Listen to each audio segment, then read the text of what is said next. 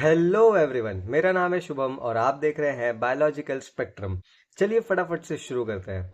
जैसा कि आप सभी को पता है, हमने कुछ लास्ट वीडियो लेक्चर्स में 10th स्टेट बोर्ड के लिए जो साइंस 2 का third chapter that is life process in living organism part 2 ये ऑलरेडी स्टार्ट कर रखा है। पिछले वीडियो लेक्चर में हमने पढ़ रखा था मेंस्ट्रुअल साइकिल के बारे में। इस मेंस्ट्रुअल साइकिल में हमने देखा कि किस तरीके से एक रिस्पेक्टिव फीमेल जो होती है वो अपने गैमेट्स को किस तरीके से किस साइकिल के थ्रू प्रोड्यूस करती है। आज हम इसके आगे का प्रोसेस देखने वाले हैं फ्रेंड्स। इसके आगे हमने ये प्रोसेस देख लिया है कि गैमेट्स का फॉर्मेशन किस तरीके से होता है। इसके आगे हम देखेंगे कि जो गैमेट्स का फ्यूजन है उसका मतलब क्या होता है। तो अगला टॉपिक है फ्यूजन ऑफ गैमेट्स। हमेशा याद रखना फ्रेंड्स, जो मेल होता है वो बताएगा स्पर्म थ्रू मियोसिस, और जो फीमेल होती है वो भी मियोसिस के थ्रू बनाती है फीमेल गैमेट, जिसको हम लोग एग कह सकते हैं, या फिर हम इसको ओवम कह सकते हैं, या फिर हम इसको ओवा कह सकते हैं, या फिर हम इसको ऊसाइट भी कह सकते हैं। ये सभी एक ही चीज का बस डिफरेंट डिफरेंट नेम है, और इसको प्रोड्यूस करने के जो साइकिल होते हैं उसी को हम लोग मेंस्ट्रुअल साइकिल के नाम से जानते हैं। इन दोनों का जैसे ही फर्टिलाइजेशन होता है, दैट इज मिक्सिंग होता है फ्रेंड्स, इससे हमें मिलता है जाइगोट।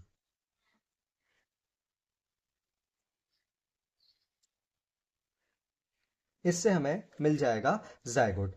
स्पर्म जो होता है ये हैप्लॉइड होता है क्योंकि इसमें मियोसिस हुआ है। ओवा जो होता है ये भी हैप्लॉइड होता है। हैप्लॉइड का मतलब होता है फ्रेंड्स 23 क्रोमोसोम होना।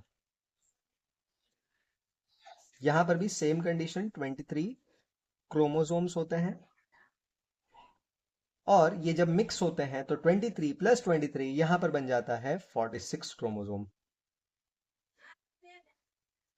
ठीक है फ्रेंड्स। फिर फर्दर ये जो जाइगोट होता है ये धीरे धीरे कन्वर्ट होता है मोरुला में। फिर ये जो मोरुला होता है ये कन्वर्ट होता है ब्लास्टुला में। ब्लास्टुला जो होता है ये आगे कन्वर्ट होता है ब्लास्टो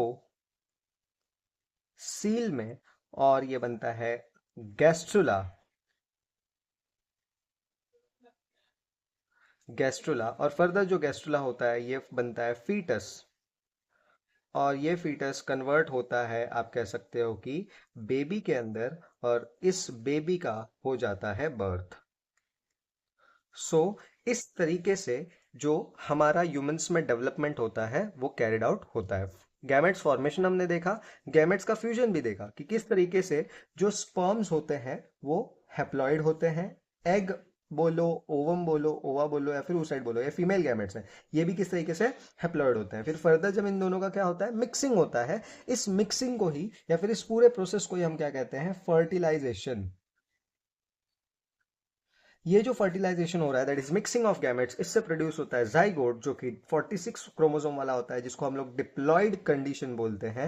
ये फर्दर डेवलप होता है मोरुला में। अब इसको डेवलपमेंट के लिए जो एनर्जी थी वो एनर्जी कहाँ से आई थी, तो लास्ट वीडियो लेक्चर में हमने पढ़ा था कि एंडोमेट्रियल ग्लैंड्स होते हैं जो सिक्रेटरी फेज के अंदर क्या करते हैं फ्रेंड्स, सिक्रीशन करते हैं। तो ये जो सिक्रीशन यहाँ पर है ना, इसी का न्यूट्रिशन इसको मिल रहा है, और इसी न्यूट्रिशन के हेल्प से ये एनर्जी गेन कर रहा है, और ये फटाफट फटाफट डिवाइड कर रहा है।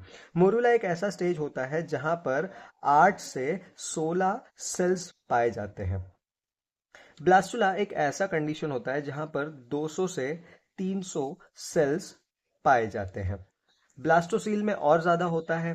ब्लास्टोसील में बेसिकली ऐसा होता है कि सेल्स के बीच में एक कैविटी बन जाती है, तो उसको हम लोग सील कहते हैं। सेल्स अप्रोक्सीमेटली उतने ही होते हैं, थोड़े बहुत ऊपर नीचे हो सकते हैं। गैस्ट्रुला में हम लोग को 3 जर्म लेयर्स देखने मिलेगा in the case of humans, that is ectoderm, mesoderm and endoderm.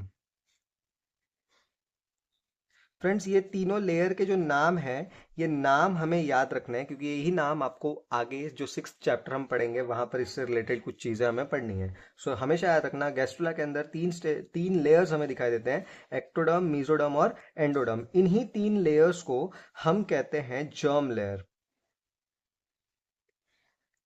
तो ये जर्म लेयर हम लोग को गैस्ट्रुला वाले स्टेज में देखने के लिए मिलता है। G for germ layer, G for gastrula, आपको ये चीजें याद रखनी है। फिर वो फीटस में कन्वर्ट होता है, फीटस से बेबी में उसका क्या हो जाएगा, कन्वर्जन हो जाएगा। फीटस जो होता है ना, फीटस किसको कहते हैं, जो आपने फर्स्ट चैप्टर में जो एम्ब्रियोलॉजिकल एविडेंसेस में आपने देखा था, एम्ब्रियोलॉजिकल एविडेंस में जो पार्ट हमने कवर किया था, उसमें जो फोटोज टेक्स्ट बुक में दिए गए हैं उसी को हम लोग कहते हैं एम्ब्रियो या फिर फीटस आप कह सकते हो। तो वही फीटस के बारे में हम यहाँ पर बात कर रहे हैं। ऑल राइट फ्रेंड्स, हमारा ये जो फ्यूजन वाला टॉपिक है यहाँ पर खत्म हो चुका है। सो होप करता हूँ आपको ये फ्यूजन वाला टॉपिक और इसके पहले के सारे टॉपिक्स आसानी से क्लियर हैं। अगर आपको अभी भी इसमें कुछ डाउट है तो आप कमेंट करके मुझसे ये चीज़ पूछ सकते हो, वरना आप मेरे इंस्टाग्राम हैंडल पे मुझे मैसेज करके भी ये डाउट्स पूछ सकते हो। मेरा इंस्टाग्राम हैंडल है मिस्टर ग्रेस और ऐसे अंडरस्कोर आपको वहां पर देना है। तो इस तरीके से मेरा ये इंस्टाग्राम आईडी है, इस पर आप मुझे मैसेज करके या फिर आप मेरे को यहाँ पर एक मैसेज ड्रॉप करके रख दीजिएगा, मैं आपके सारे डाउट्स यहाँ पे क्लियर कर दूंगा। इसी आईडी पे आपको मेरा जो ऑफिशियल बायोलॉजिकल स्पेक्ट्रम वाला जो आईडी है, जो कि अभी नया नया शुरू किया है, उसका भी लिंक आपको मिल जाएगा, उसको भी आप ज्वाइन कर लीजिए, जहाँ पर आपको ये सारे वीडियो लेक्चर्स के लेटेस्ट अपडेट्स आपको वहाँ पर मिलते रहेंगे। ठीक है फ्रेंड्स, आगे हम कंटिन्यू करते हैं। इस टॉपिक के बाद जो अगला टॉपिक है that is reproduction and modern technology। Friends, reproduction and modern technology क्या होता है, रिप्रोडक्शन के साथ में मॉडर्न टेक्नोलॉजीज का क्या ये मेल है, या फिर क्या हम इसमें देखना चाहते हैं, क्या ये टॉपिक कहना चाहता है, आइए उसको फटाफट से देखते हैं। जैसा कि आप सभी को पता है फ्रेंड्स, हमारे सोसाइटी में कुछ ऐसे भी मेल्स और फीमेल्स प्रेजेंट है जिनको कंसीव करने में प्रॉब्लम होता है। कुछ ऐसे कपल्स होते हैं जो रिपीटेटिव कह सकते हो कि ट्राइंग के बाद या फिर कोशिश करने के बाद भी वो लोग कंसीव नहीं कर पाते। दैट इज, आसान भाषा में अगर मैं बात करूं तो उनके अंदर ये कैपेबिलिटी नहीं होती है कि वो माँ बाप बन सके। फ्रेंड्स, आज हम डिस्कस करते हैं, जैसा कि आप सभी ने सुना होगा या फिर अक्सर ये चीज देखा होगा कि जो पुराने सोच के लोग होते हैं वो ऐसा मानते हैं कि रिस्पेक्टिवली जो फीमेल होती है, स्पेसिफिकली, ठीक है फ्रेंड्स, स्पेसिफिकली जो फीमेल होती है सिर्फ यही रिस्पॉन्सिबल होती है किसी के प्रेगनेंसी के ना ऑकर होने। मतलब अगर कोई पर्टिकुलर कपल कंसीव नहीं कर पा रहा है, उनको बच्चे नहीं हो रहे हैं, तो सिर्फ फीमेल उसके लिए रिस्पॉन्सिबल होती है। बट ऐसा नहीं होता है फ्रेंड्स। हम मॉडर्न एरा में जी रहे हैं, 2025 में हम जी रहे हैं, 21st सेंचुरी में है, और हमें ये चीज जानना बहुत ज्यादा जरूरी है कि जितनी एक फीमेल रिस्पॉन्सिबल होती है बच्चा ना कंसीव होने में, उतना ही एक मेल भी रिस्पॉन्सिबल होता है बच्चे को ना कंसीव करवा पाने में। क्या रीजंस होते हैं इसके पीछे, मैं आपको बताता हूं। फीमेल्स में जो फर्स्ट रीजन होता है वो होता है कि एबनॉर्मल एंडोमेट्रियम ग्रोथ। फ्रेंड्स, सीधी सी बात है, मैंने आपको बताया था कि ये जो लास्ट का लेयर होता है एंडोमेट्रियम, अगर ये एब नॉर्मली ग्रो करता है, ढंग से ग्रो नहीं कर रहा है, थिकनेस नहीं बढ़ रही है, तो ये जो फर्टिलाइज हुआ जो कह सकते हो गैमेट है, जब ये यहाँ पर आएगा तो इम्प्लांट कहाँ पर होगा। तो ऐसे कंडीशन में बच्चा ढंग से यहाँ पर इम्प्लांट नहीं होता है और फर्दर प्रेगनेंसी जो होती है वो ऑकर नहीं होती है। दूसरा रीजन जो कह सकते हो कि कंसीव ना करने के लिए होता है that is mall functioning of ovaries. Friends, जैसा कि हम सभी को पता है एग्जैक्टली जो ओव्यूलेटरी फेज होता है, यहाँ पे जो 14th डे होता है, इसी 14th डे पे ये जो फुल्ली डेवलप फॉलिकल्स होता है उस पे एलएच आता है, उसको बर्स्ट करता है और ये ओवा यहाँ से निकल कर जाता है। अब ये जो डेट है अगर आगे पीछे होती है, अगर ओवरी हमारी ढंग से फंक्शन नहीं कर रही है, ये कॉर्पस ल्यूटियम आगे पीछे फॉर्म हो रहा है, तो ऐसे कंडीशन में भी जो गैमेट्स है वो अवेलेबल नहीं हो पाएगा फर्टिलाइजेशन के लिए, जिसके वजह से अगेन कह सकते हो कि किसी भी कपल को कंसीव करने में प्रॉब्लम हो सकता है। मेल्स में भी ऐसे ही प्रॉब्लम्स हो सकते हैं, जैसे कि पहला प्रॉब्लम हो सकता है डेफिशिएंसी ऑफ स्पर्म सेल। मतलब जो मेल का सीमेन आ रहा है उसमें पहली बात स्पर्म्स की क्या होगी, अगर डेफिशिएंसी होगी तो ये प्रॉब्लम हो सकता है। आइदर एब्सेंस ऑफ स्पर्म, या तो अगर सीमेन के अंदर स्पर्म की कमी है तो भी ये काम कंसीव करने में प्रॉब्लम हो सकता है, और अगर एब्सेंट है तो कहना ही क्या, उस टाइम पे तो कंसीव करने में बहुत ज्यादा प्रॉब्लम होने ही वाला है। अब इसी चीज से कह सकते हो कि छुटकारा पाने के लिए, या फिर जो लोग ये काम नहीं कर पा रहे हैं फ्रेंड्स, उनको कह सकते हो कि रिप्रोड्यूस करवाने के लिए हमारे पास करेंटली बहुत सारे टेक्निक्स हैं। लेकिन 10 स्टैंडर्ड के लेवल में हमें कुछ 3 टेक्निक्स को पढ़ना है, जिसमें से पहला है कह सकते हो कि IVF, जिसका फुल फॉर्म होता है इन विट्रो फर्टिलाइजेशन।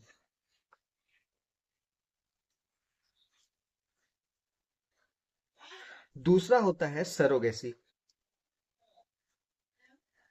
एंड जो थर्ड होता है दैट इज स्पर्म बैंक या फिर सीमेन बैंक, ऐसा भी आप इसको कह सकते हो। अब ये तीनों कॉन्सेप्ट क्या है, आइए फटाफट से इन तीनों को समझते हैं। सबसे पहले हम समझेंगे आईवीएफ को। आईवीएफ का फुल फॉर्म होता है इन विट्रो फर्टिलाइजेशन। अब समझिए फ्रेंड्स, जस्ट अभी हमने फर्टिलाइजेशन का मतलब यहां पर समझा, जब मेल एंड फीमेल गैमेट्स का जब मिक्सिंग होता है तो उस स्टेज को, ये जो मिक्सिंग हो रहा है यहाँ पर, इसी चीज को हम लोग क्या कहते हैं, फर्टिलाइजेशन कहते हैं। अब समझिए ये चीज, ये जो फर्टिलाइजेशन वाला काम होता है ये एक्चुअल में कहाँ होता है। तो ये जो नॉर्मल फर्टिलाइजेशन होता है, जो या फिर नॉर्मल की जगह पे मैं नेचुरल कह सकता हूँ, नेचुरल फर्टिलाइजेशन, ये जो नेचुरल फर्टिलाइजेशन होता है फ्रेंड्स, ये होता है ओविडक्ट में।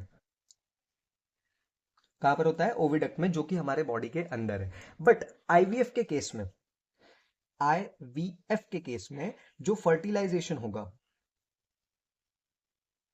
वो कहां होगा फ्रेंड्स, लैब में होगा।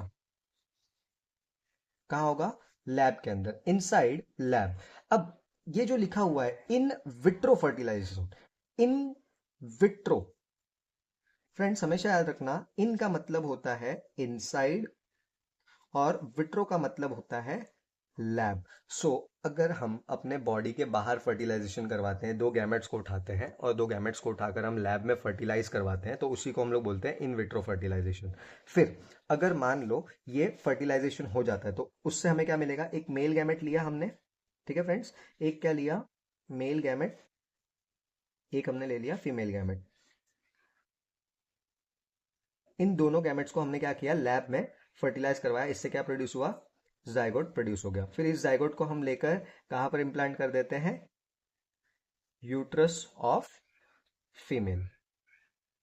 इस तरीके से क्या हो जाएगा, जो एक नॉर्मल कपल है जिसको इन प्रॉब्लम्स के वजह से क्या हो रहा है, कंसीव करने में प्रॉब्लम्स हो रही है, जैसे मान लो कि माल फंक्शनिंग हो रहा है ओवरीज का, डेफिशिएंसी है स्पर्म वगैरह का, या फिर एब्सेंस है स्पर्म वगैरह, तो उस कंडीशन में अगर डेफिशिएंसी है स्पर्म का तो हम स्पर्म में से, सीमेन के सैंपल में से एक स्पर्म निकाल लेंगे। माल फंक्शनिंग है ओवरीज का तो जब भी ओवरी प्रोड्यूस होगा उस टाइम पे ओवरी निकाल लेंगे और उन दोनों को लैब में फर्टिलाइज करवा के काम करवा सकते हैं।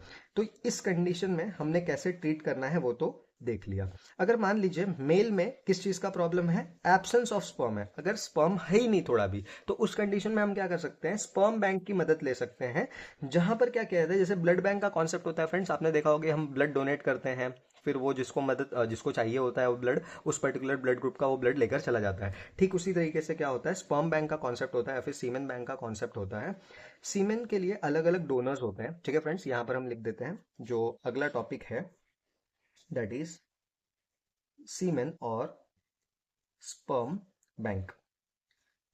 ये जो कॉन्सेप्ट होता है फ्रेंड्स, यहाँ पर अब क्या होता है, एक होता है डोनर और एक होता है रेसिपिएंट। डोनर जो होता है ये स्पर्म को डोनेट करता है बैंक में, ठीक है, और रेसिपिएंट को, जिसको भी जरूरत होती है, जिसको भी आई थिंक ये प्रॉब्लम, आई मीन ये जिसको भी प्रॉब्लम होता है, जिसके पास स्पर्म का एब्सेंस होता है, उसको आईवीएफ वगैरह करवाना है, तो यहाँ से वो क्या कर सकता है, सीमेन सैंपल को लेकर पर्टिकुलर डॉक्टर के पास विजिट कर सकता है। ठीक है, तो उसको जो सीमेन ले रहा है बैंक से उसको हम लोग रेसिपिएंट कहते हैं और जो डोनेट कर रहा है उसको हम लोग डोनर कहते हैं। फ्रेंड्स हमेशा याद रखना, जैसे ब्लड के केस में होता है कि आइडेंटिटी, ब्लड ग्रुप वगैरह सब कुछ पता होता है सामने वाले को, जो रेसिपिएंट है उसको, बट सीमेन बैंक में डोनर की identity, it's identity is kept secret. ठीक है, या फिर कॉन्फिडेंशियल कह सकते हो आप, जो डोनर की आइडेंटिटी होती है कॉन्फिडेंशियल रखी जाती है ताकि इन फ्यूचर कोई डिस्प्यूट्स वगैरह क्रिएट ना हो। इसके लिए यहाँ पे जो सीमेन बैंक का कॉन्सेप्ट होगा, यहाँ पर डोनर का जो कुछ भी आइडेंटिटी होता है उसको हम लोग कॉन्फिडेंशियल या फिर कह सकते हो सीक्रेट रखा जाता है, जो कि रिसिपेंट को कभी भी नहीं पता चलता है, ताकि इन फ्यूचर कोई भी इश्यूज ना आए। होप करता हूँ फ्रेंड्स यहाँ तक आपको समझ में आ गया होगा। And the third one is surrogacy.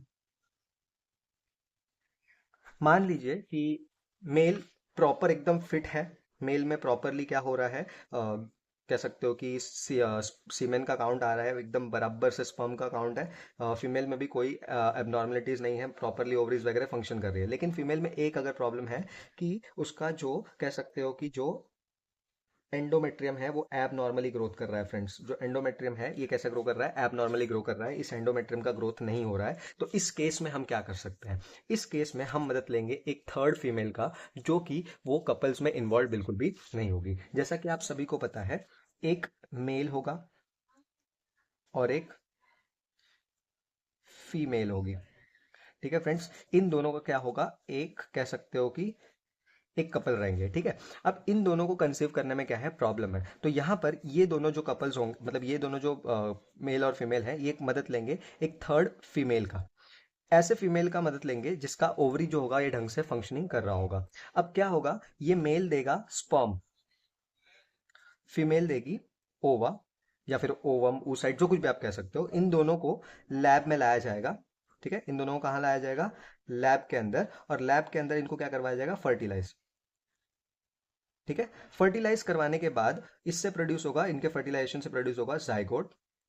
अब आइडियली हमने क्या किया था सीमेन बैंक में या फिर आईवीएफ में, जो जाइगोट था उसको यूट्रस ऑफ फीमेल, जो यही फीमेल थी इसी के यूट्रस में हम इम्प्लांट कर रहे थे, क्योंकि उस यूट्रस का प्रॉब्लम नहीं था हमें। किसका प्रॉब्लम था, सिर्फ और सिर्फ कह सकते हो कि माल फंक्शनिंग ओवरीज का प्रॉब्लम था, एंडोमेट्रियम का कोई भी प्रॉब्लम नहीं था। तो हमने उसी फीमेल के इसमें किया था इम्प्लांटेशन। लेकिन इस कंडीशन में क्या है कि इस फीमेल का जो ओवरी है वो ढंग से काम कर रहा है, लेकिन यूट्रस का जो एंडोमेट्रियम है वो ढंग से काम नहीं कर रहा। तो हम ये जो जाइगोट होगा ये किसी एक थर्ड फीमेल के कह सकते हो कि यूट्रस के अंदर इम्प्लांट करेंगे, ठीक है। और ये जो होगी उस बच्चे को क्या देगी, जन्म देगी। और ये जो फीमेल है इसी को हम लोग कहते हैं सरोगेट मदर, इसको हम लोग कहते हैं सरोगेट मदर। सरोगेट मदर वो मदर होती है जो बच्चे को जन्म देती है। और ये जो फीमेल है ये रियल मदर कहलाएगी, क्योंकि इसने क्या दिया है, अपना ओवा दिया है फर्टिलाइजेशन के लिए। सो यहाँ पर हमारे रिप्रोडक्टिव टेक्निक्स जो होते हैं खत्म होते हैं फ्रेंड्स। तो आपको ये कॉन्सेप्ट याद रखना है कि सरोगेसी में जो मेल फीमेल कपल है उसके अलावा तीसरी फीमेल के अंदर वो क्या किया जाता है, जाइगोट को इम्प्लांट किया जाता है। हमेशा याद रखना फ्रेंड्स, इन फ्यूचर हो सकता है कि ये जो फीमेल है, क्योंकि हम अगर एक साल भी हम किसी के साथ में रहते हैं तो हम उससे इमोशनली अटैच हो जाते हैं। जैसे कि आपका कोई फ्रेंड वगैरह होगा क्लास में, स्कूल में, तो आप उससे अटैच हो जाते हो कि यार हमारे फ्रेंड है, एक साल की दोस्ती है। तो जैसे 10th खत्म होने आएगा, फिर जो स्टैंड अप वाला टाइम वगैरह रहेगा उस टाइम पे सारे सभी लोग इमोशनल वगैरह हो जाते हैं। तो सेम उसी तरीके से ये हो सकता है कि ये फीमेल 9 महीने तक उस बच्चे को पेट में पालने के बाद उससे इमोशनली जुड़ जाए। तो इन फ्यूचर वो ऐसा भी हो सकता है कि अब वो जो इसके पास जो बच्चा है जो कि ऑफिशियली इन दोनों का है, उसको देने से क्या कर सकती है, मना कर सकती है, या फिर हो सकता है कि डिनाई कर सकती है। कैसा कह सकती है कि इस बच्चे को मैंने अगर पाला है तो इसको मैं ही आगे क्या करूंगी, अपने पास रखूंगी। बट ऐसा कुछ ना हो, इसीलिए जब इस सरोगेट मदर को ये काम दिया जाता है उसके पहले एक प्रॉपरली गवर्नमेंट के पेपर पे एग्रीमेंट साइन करवाया जाता है। और इस एग्रीमेंट में वो सारी चीजें लिखी होती हैं जिसके वजह से इन कपल्स का कोई भी नुकसान नहीं होगा और आइदर इस फीमेल का भी नुकसान नहीं होगा। जब तक ये इन दोनों के बच्चे को पाल रही है, इसका सारा खर्चा कौन उठाता है, मेल और ये फीमेल जिसको कंसीव नहीं कर पा रहे थे ये लोग उठाते हैं। सारी चीजों जो कुछ भी चीजें इसकी जरूरत होती है वो इसको देते हैं। प्लस इसके साथ में इस बच्चे को पैदा करने के लिए एक लमसम अमाउंट होता है, जो कि ऑलमोस्ट डिपेंड करता है इस फीमेल के ऊपर, वो कितना डिमांड करती है, वो वैल्यूज लैक्स में जाते हैं फ्रेंड्स। तो उस तरीके से क्या होता है, ये एग्रीमेंट को साइन करवाया जाता है, सारे पैसे दिए जाते हैं और फिर उस बच्चे को ले लिया जाता है। और इस एग्रीमेंट, ये जो एग्रीमेंट होता है ये गवर्नमेंट का एग्रीमेंट होता है। तो यहाँ पर कोई भी लॉस होने का, चाहे इस कपल का लॉस होगा चाहे इस फीमेल का लॉस होगा, ऐसा कुछ भी नहीं होता है। तो प्रॉपरली ये सारी चीजें हो जाती हैं। आपने most commonly test tube baby वगैरह सुना होगा ना, वो आईवीएफ ही होता है, ठीक है। जो टेस्ट ट्यूब बेबी हम सुनते हैं, टेस्ट ट्यूब बेबी का मतलब ये नहीं होता कि टेस्ट ट्यूब के अंदर हम बच्चे को बना रहे हैं, ऐसा कुछ नहीं होता। बस लैब में हम फर्टिलाइज करते हैं। अब वो जो फर्टिलाइजेशन के पहले जो गैमेट्स होते हैं ना, वो टेस्ट ट्यूब के अंदर रखे जाते हैं, तो इसके लिए उस बच्चे को टेस्ट ट्यूब बेबी कहा जाता है। इसके अलावा टेस्ट ट्यूब बेबी का कोई दूसरा कॉन्सेप्ट नहीं है, बस ये आईवीएफ ही होता है। इसी को हम लोग टेस्ट ट्यूब बेबी बोलते हैं, क्योंकि हमने इसको कहाँ पर फर्टिलाइज करवाया है, लैब के अंदर ये फर्टिलाइजेशन वाला टेक्निक करवाया, इसीलिए हम इसको क्या बोलते हैं, इन विट्रो फर्टिलाइजेशन या फिर टेस्ट ट्यूब बेबी कहते हैं। फिर सीमेन बैंक में जैसा कि हमने देखा, स्पर्म को डोनेट किया जाता है, दूसरा जो रेसिपिएंट होता है वो उसको क्या कर लेता है, एक्सेप्ट कर लेता है। और फिर फाइनली हमने देखा सरोगेसी वाला कॉन्सेप्ट, जहां पर एक थर्ड फीमेल को हम लोग क्या कर देंगे, वो पर्टिकुलर गैमेट्स को, जो फर्टिलाइज जाइगोट है, उसको हम लोग वहां पर दे देते हैं, जिसकी वजह से वो क्या करती है, 9 महीने तक उसका ध्यान रखती है। यहाँ पर फ्रेंड्स हमारा जो मॉडर्न रिप्रोडक्टिव टेक्नोलॉजी था, ये वाला टॉपिक खत्म हो गया है। एक और लास्ट वीडियो लेक्चर के लिए हम स्टॉप करेंगे, मैं नहीं चाहता कि ये वीडियो लेक्चर काफी बड़ा हो जाए, यहीं पर हम स्टॉप करते हैं। नेक्स्ट वीडियो लेक्चर में हम लोग इसके आगे का पार्ट कवर करेंगे, ट्विंस का और रिप्रोडक्टिव हेल्थ का, और फाइनली हमारा ये चैप्टर खत्म हो जाएगा। अगर आपको ये वीडियो लेक्चर पसंद आया, कुछ समझने के लिए अच्छा लगा, आपको समझ में आया, तो इस चैनल को आप सब्सक्राइब कर दीजिए, वीडियो को लाइक करिए, नए हो तो सब्सक्राइब करिए, ठीक है। वीडियो को लाइक कर दीजिए, कमेंट करिए, आपके कुछ भी डाउट्स वगैरह रहेंगे तो वो सारी चीज़ें यहाँ पर क्लियर हो जाएंगी। मिलते हैं आपके साथ नेक्स्ट वीडियो में, तब तक के लिए thank you and bye bye.